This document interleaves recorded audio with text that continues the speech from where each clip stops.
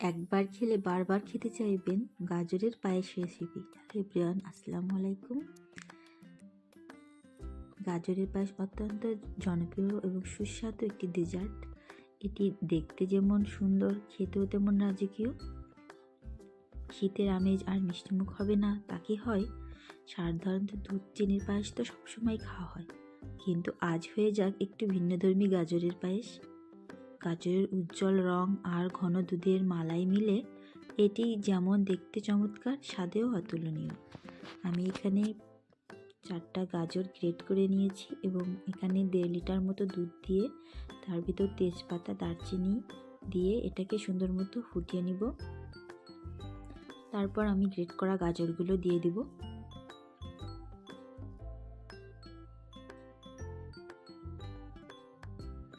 ঝটপট তৈরি করা যাবে এই গাজরের পায়েসটি এবং খেতেও সুস্বাদু হবে। আমি ঘন ঘন এটাকে নাড়ব যেন নিচে দুধটা লেগে না যায়।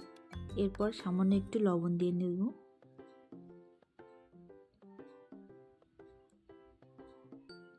ঘন ঘন নাড়তে হবে গাজরের পায়েস রেডি করার জন্য।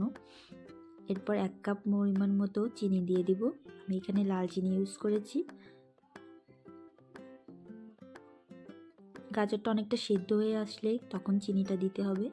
আমার গাজরটা অনেকটা সিদ্ধ হয়ে আসছে। এরপর আমি প্যানে ঘি গরম করে নেব এবং এতে বেশ কয়েকটা কাজু বাদাম দিয়ে এটাকে ফ্রাই করে নেব।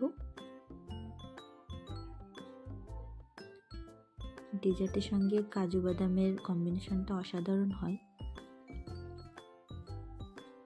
আমি এখানে 2 ভাবে কাজু বাদাম ইউজ করব, একটা গ্রেট করে আর একটা ভাজি করে। এই যে আমি এটাতে দিয়ে দিলাম গাজরের পায়েসের ভিতর।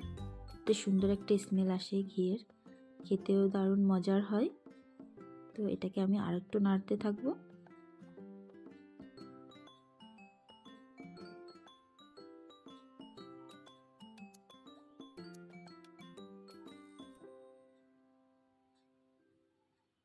এরপর আমি এখানে এলাচের গুঁড়া দিয়ে দিচ্ছি, দিয়ে আরেকটু নাড়ব। এরপর আমি এখানে 4 টেবিল চামচ পরিমাণ গুঁড়ো দুধ দিয়ে দিব। গুঁড়ো দুধ দিলে সুন্দর একটা স্বাদ আসে, জন্য আমি এটা লাস্টে দিয়ে দিব। সুন্দর মতো করে ফুটিয়ে নিন। যে দেখুন আমার গাজরের পায়েস রেডি, কত সুন্দর একটা কালার এসছে। এরপর আমি এটাতে গুঁড়া করা কাজু বাদামগুলো পরিবেশন করব। তো দেখুন কত সুন্দর আমার ঝটপট রেডি হয়ে গেল গাজরের পায়েস।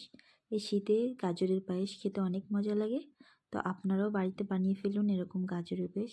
সময় বেশিক্ষণ লাগে না, কিন্তু খেতে দারুণ মজার হয়। ঘরে থাকার উপকরণেই তৈরি